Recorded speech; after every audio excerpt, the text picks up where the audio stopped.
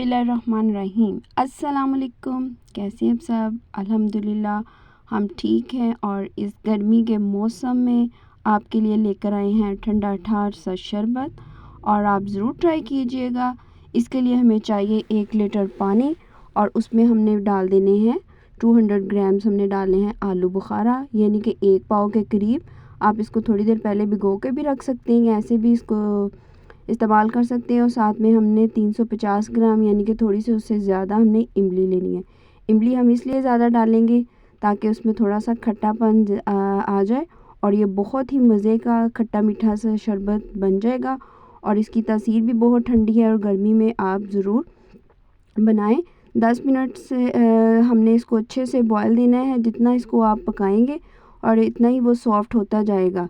और उसके साथ ही हमने उसमें डाल देनी है 500 ग्राम शक्कर। हमने शक्कर लेनी है, या ब्राउन शुगर ले लें, या आप दूसरी चीनी भी ले सकते हैं, जो भी आपको टेस्ट पसंद है। लेकिन शक्कर की तासीर भी ठंडी होती है, इसीलिए हम इसमें शक्कर ही डालेंगे, और उसका टेस्ट भी बहुत मज़े का बनता है।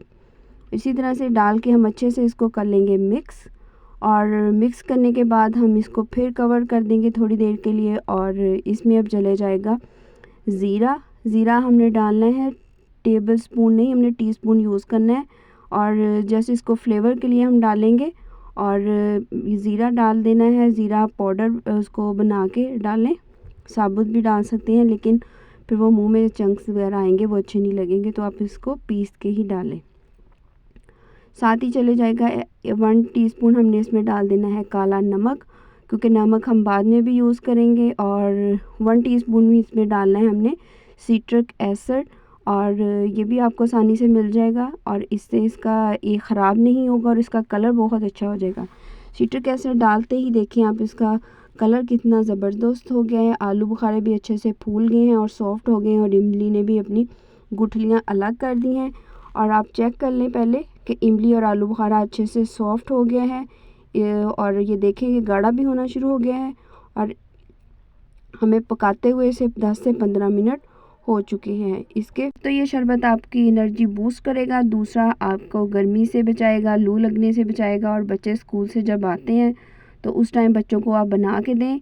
और ये देखें अच्छे से आलू बुखारा बिल्कुल सॉफ्ट हो चुका है, इसका पल्प सा बनना शुरू हो गया है। तो हम एक स्ट्रेनर लेंगे, और स्ट्रेनर की मदद से तमाम गुठलियाँ हैं अच्छे से रिमूव कर लेंगे। आप चाहें तो पहले इसको भिगो के और इसकी गुठलियाँ अलग भी कर सकते हैं, लेकिन वो इस तरह से अच्छी तरह से बिल्कुल पक जाएगा तो खुद ही गुठलियाँ अलग हो जाएंगी।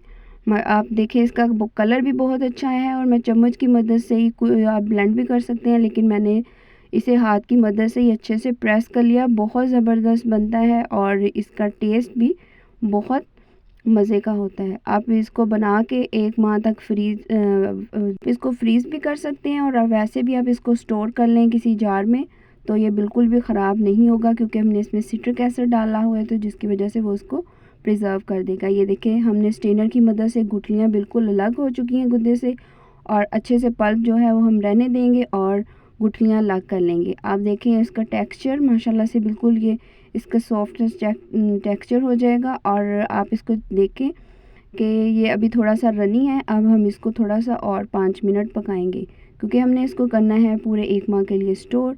गर्मी का मौसम है, तो इस तरह की चीज़ें आप बना के ऑथेंटिक चीज़ें बच्चों को दें।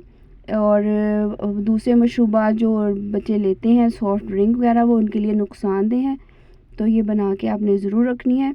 माशाल्लाह से इसका कलर चेक करें, रूम टेम्परेचर पर अच्छे से हमने ठंडा कर लिया है। और जार को हम पहले स्टीरिलाइज़ करेंगे, अच्छे से उसको किसी गर्म पानी के साथ धो लें, या उसको गर्म पानी में बॉयल कर लें।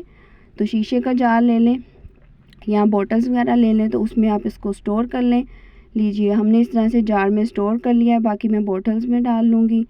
और गूंद कतीरा और लंगा मैंने पहले ही रात को भिगो के रख दिए थे, ताकि अच्छे से वो सॉफ्ट हो जाए। जितना आप उसको भिगोएंगे उतना ही ज़्यादा वो सॉफ्ट सी जेली बन जाएगी।